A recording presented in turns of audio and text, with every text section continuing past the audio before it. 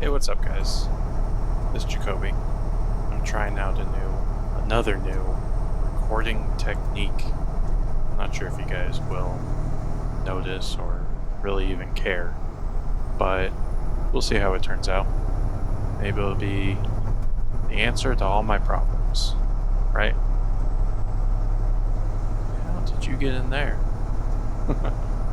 I'm not sure what it's going to show on the video, but right now I'm in the town of Niagara, and it's just kind of a cool little town. I don't know what it is about the place, but there's always deer just out and about, and they just look so chill. Like they're just standing there in the middle of the town, just in like a business parking lot, and they just kind of are living their life. But what I was remarking about there, and what brought that up, there's like a really fancy, ornate fence around one of the houses here, and the yard isn't that big, but obviously a fence is to keep people or things out, right? But as they do, there's a deer just hanging out in that person's yard, in this enclosure specifically designed to keep people and things out. There they are. And it made me kind of think, like, on the surface, you can just be like, haha, funny deer, inevitably eating that person's prized begonia or something, right? Their award-winning roses, which for that person it's going to be really frustrating, but like to drive by and see it, it's one of those, oh, those deer, ha ha ha ha. But it got me thinking, because so much of like how we as people interact with the world or interact with others is putting up these walls, these barriers to keep other people out, right? And I don't mean like literal walls, because yeah, I don't want to share a living space with like a raccoon or something, right? But in our society, in this day and age, at least in my experience, especially with something like men in this industry, right? It's absolutely, you got your walls up from when you wake up to when you go to sleep. And like, yeah, it's emotionally exhausting to be vulnerable like that all the time. But it feels like it's going to be something that causes a lot of problems, like now, in the near future, but also in like the distant future. And I think it's also in other industries. I've just been doing this for so long now that I don't entirely remember, but it does feel like, at least with men, that if you're vulnerable or that you show emotion other than anger, then like you're weird, or like in an animalistic sense, like you're weak if you show those. Not like that's my opinion, but like I think that's kind of what the thinking is, if that makes sense. And like I know about toxic masculinity. Like I'm not saying I'm an expert on it, but I know it's a thing. But I don't think that's what I'm describing here. You know? Like it feels more like toxic masculinity is the like, oh, I go to the gym and I tell everybody that I go to the gym, and I go out and get drunk every night, and I make sure everybody knows how manly I am, and I want to make sure that everybody knows that I'm a big alpha male guy, right? And all the other things associated with it. And like that might be a contributing factor, but I don't think that's what I'm trying to point out. Like this is just very walls up, right? Like I know I've heard and read about, I've heard some people say like an epidemic of male loneliness or something to that effect.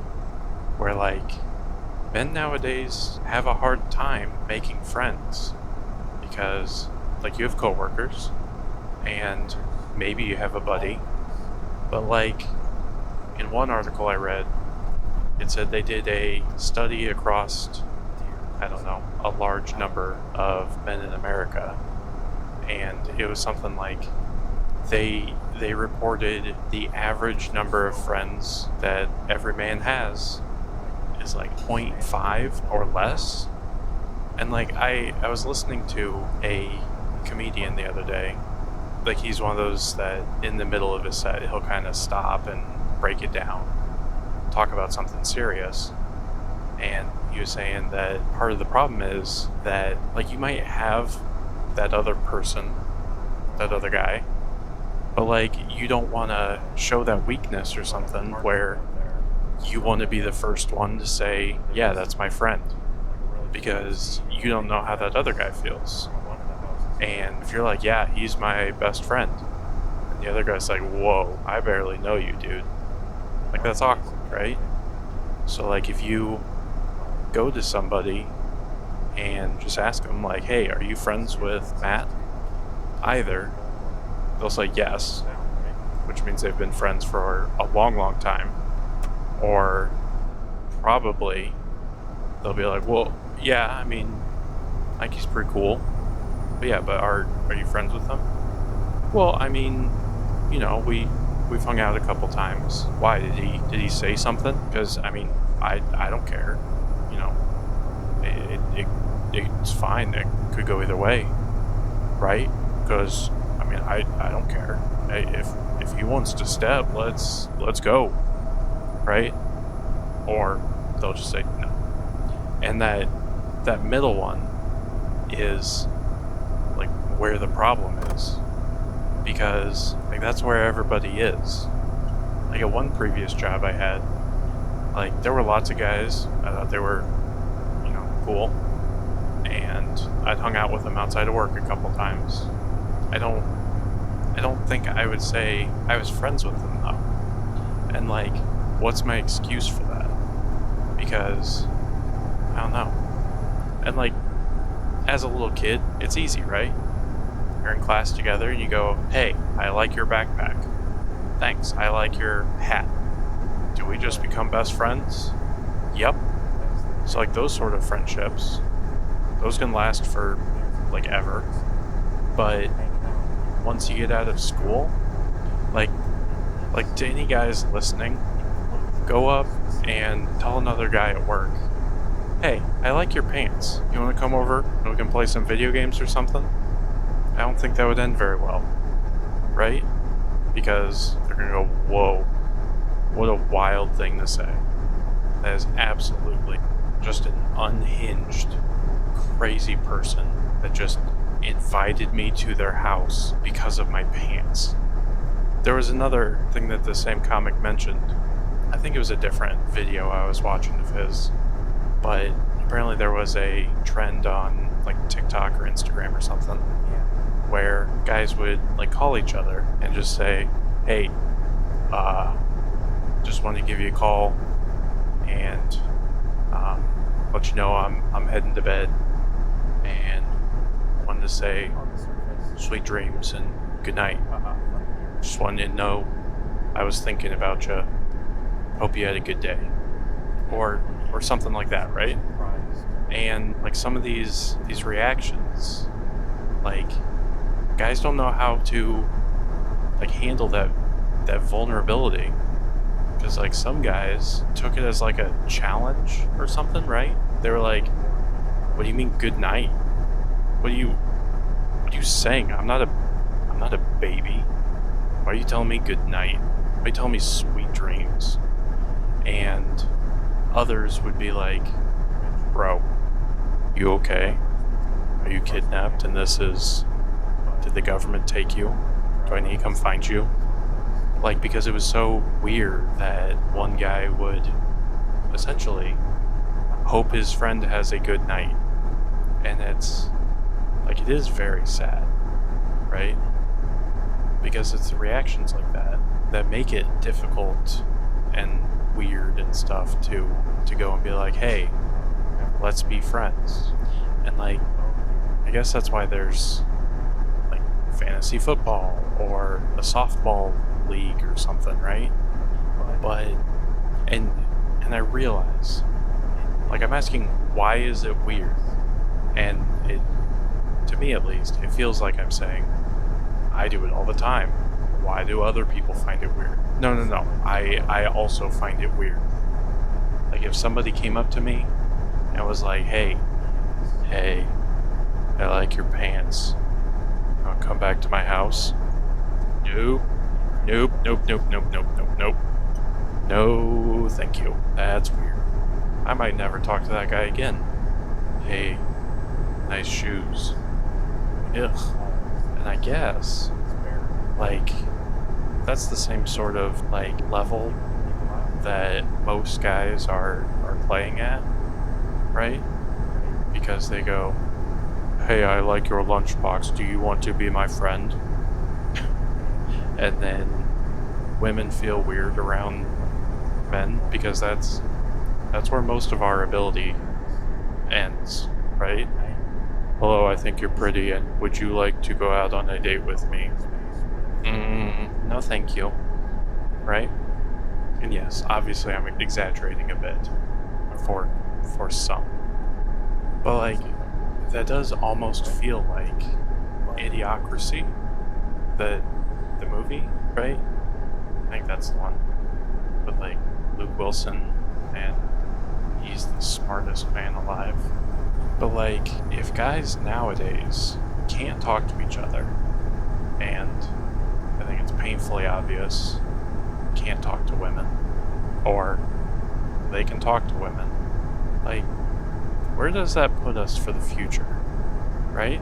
Because if this generation, or whatever, is losing that ability to talk to other people, then what happens when, like, our kids grow up and we're the role models for them?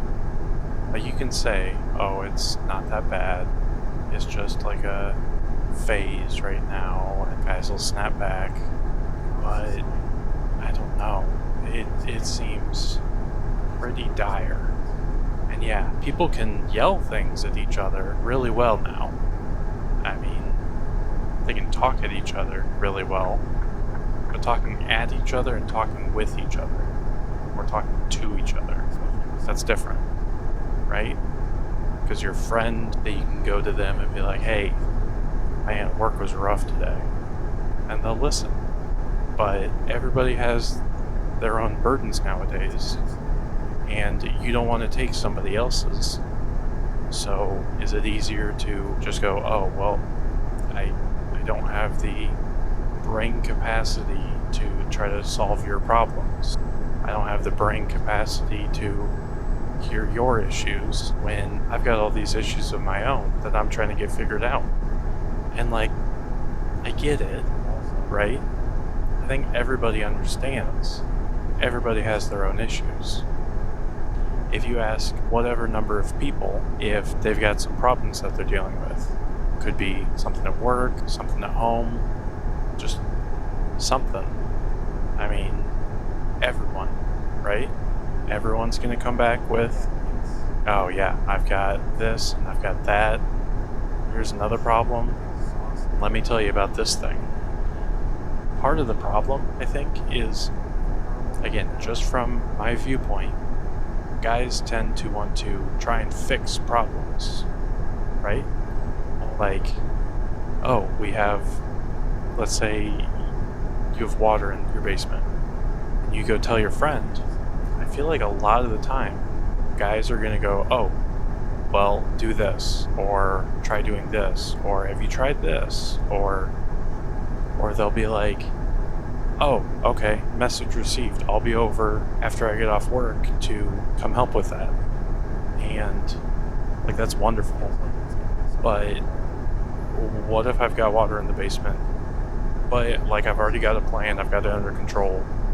Well, now either your friend is offering you help, either through advice or, like, actually coming over, and what do you do at that point? Because you don't want to offend. And so do you just disregard what your friend's saying? In which case, they'll be like, okay, well, if you're just not going to listen to me, why'd you bring it up? Right? But one of the other sides is like, what if it's something that they can't do anything about? Like, oh, my pet just died, right? Well, sometimes they'll be like, oh, well, it's just a pet. Which, no, we already discussed that, bad.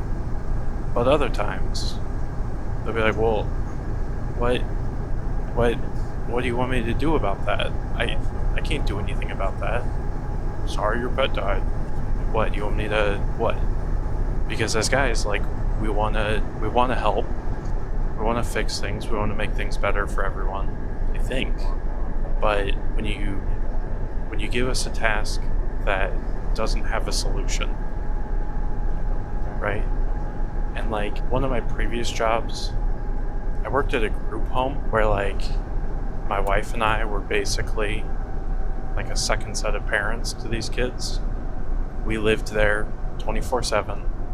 They lived there 24/7. And sometimes it would just be like, hey, is this a problem that you're wanting me to help you figure out, or do you just need to vent? And like a good portion of the time, it was they just needed to vent, right? Because there's nothing that anybody could do about you studied really hard for your test and still did poorly. But initially, like when we started, I would be like, oh, well, let me try calling the teacher real quick. Or, okay, well, let me sit down and go over the answers with you because we need to figure out why you're getting it wrong. Maybe the teacher messed up. Maybe they graded it wrong. But then, like, we would come to find out, like, they studied really hard for Tom Sawyer, but the test was about The Great Gatsby or something like that, right? And it's just like okay, so the whole idea here was just fundamentally flawed from the jump, right? Which, like, okay, that's fine. Because, I already spoiled it. They realized their mistake, and they're not asking for help to make it better. They're just mad or frustrated or sad or whatever, because they did study really hard, and they worked really hard, and then the test came, and they studied the wrong book.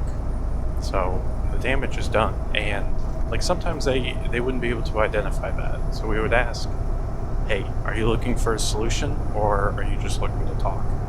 And sometimes they wouldn't know. Or they would say, I'm looking for a solution. But you listen to them and you go, okay, that really sucks. Was there something that you wanted me to do? And I think that'd be a really good solution for everyone, because like it would open the door a little bit, just a crack, to like guys being more vulnerable with each other, right? Just to hear another guy go, I had a really tough day. I don't need a solution for this, but it was really tough for me. I just want to talk about it. And then having somebody that is there and cares enough to listen. And maybe that'll lead to guys calling each other and wishing each other a good night and sweet dreams and so on and so forth. But yeah, that's the episode for today, guys. Hope you enjoyed it. Like I said, I'm trying out some new stuff with the audio. I'll try it a couple times. I don't know if it'll work better or worse or whatever, but we'll see. We'll get it figured out. Don't forget to like, subscribe, and comment for all the normal reasons. And until next time, guys, thanks for listening and be safe.